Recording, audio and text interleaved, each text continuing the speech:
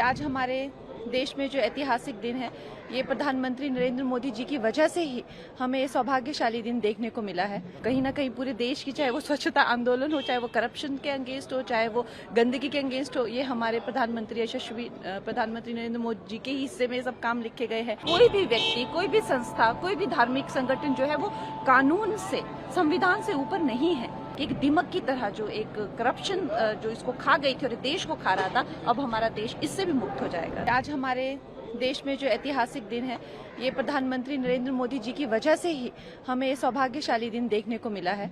अब आप सोचिए कि इस तरह की कितनी ऐसी व्यवस्थाएं हैं जो देश को जो है, आप खुद एक बात, कितनी अविश्वसनीय ये बात है कि कोई चीज क्या इस देश में कानून से बढ़ के हो सकती है, जिसपे कानून ही नहीं है, वो उसको बिल्कुल इम्यूनिटी मिली हुई है। तो इस तरह से गैर कानूनी जो है वो काम में इंडल्ज होती है, दिमक बनी हुई है, ऐसी मैं कह रही हूँ। लेकिन ये जब सब चीजों को कहीं ना कहीं पूरे देश की, चाहे वो स्वच्छता आंदोलन हो, चाहे वो करप्शन के अगेंस्ट हो, चाहे वो गंदगी के अगेंस्ट हो, ये हमारे प्रधानमंत्री यशस्वी प्रधानमंत्री नरेंद्र मोदी जी के हिस्से में सब काम लिखे गए हैं। तो सारा देश जो है इस एक उन्मुक्त है कि इतना बड़ा, आप देखिए कि मतलब जितने देशों का एरिया नहीं होता है उतना एरिया जो है उस पर कब्जा किया हुआ है।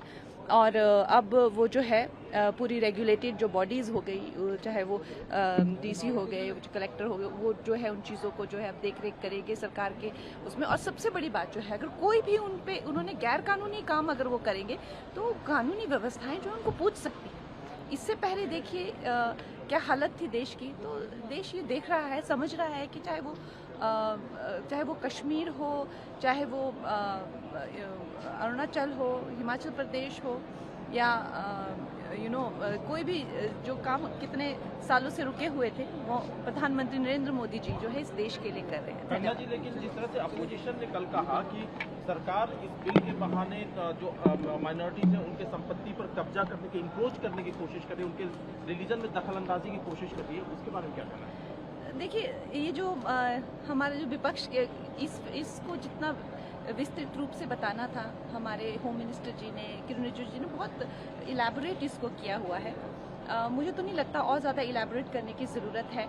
लेकिन मोटा मोटा बात यही है कि कोई भी व्यक्ति, कोई भी संस्था, कोई भी धार्मिक संगठन जो है वो कानून से, संविधान से ऊपर नहीं है।